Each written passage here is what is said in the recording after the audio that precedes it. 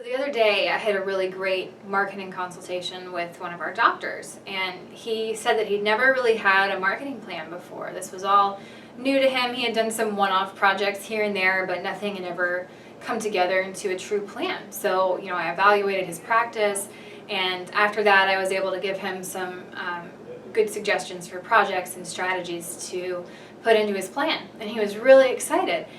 But then I heard some trepidation in his voice, and he said, well, okay, this is good, but now what? So he was excited about the goals, but he didn't know how to implement them.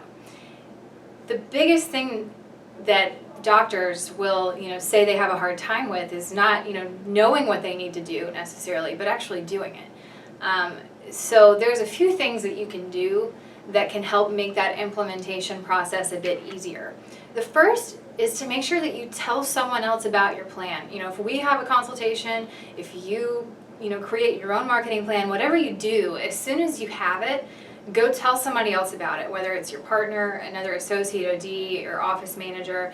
Make sure that someone else knows what's going on so they can be on the same page.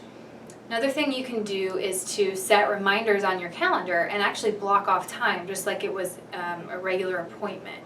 That, can help in any aspects of managing your day-to-day, but if you actually physically put it on your calendar and block off that time, it's a lot harder to ignore and keep pushing to the side. The other thing is, in general, just make sure you take it one step at a time. So many doctors will see this long list of things that we've put together that they need to do, and they get overwhelmed. They've got the deer in headlights look because they don't know, oh my gosh, where do I start? And then they freeze up, and what happens is they don't do anything because they don't understand, where do I start? What do I do? It's really easy at that point to just sort of back away from it slowly and brush it to the side. So taking it one step at a time, you can even map out on a calendar some ideas and some rough guidelines on when you think you want to do this project, then tackle the next project. It does not all have to be done at once. And then another thing that's really key here is to delegate.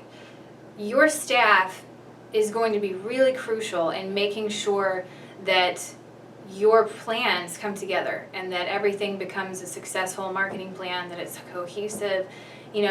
Delegating, you can delegate some of it, you can delegate all of it. It's where is your comfort level, how good is your staff at certain projects, recognize their strengths, and try to pass things off accordingly. I mean, social media is a great example of something that can be easily handed off to staff members, especially some of the younger ones who are already using Facebook all the time anyway.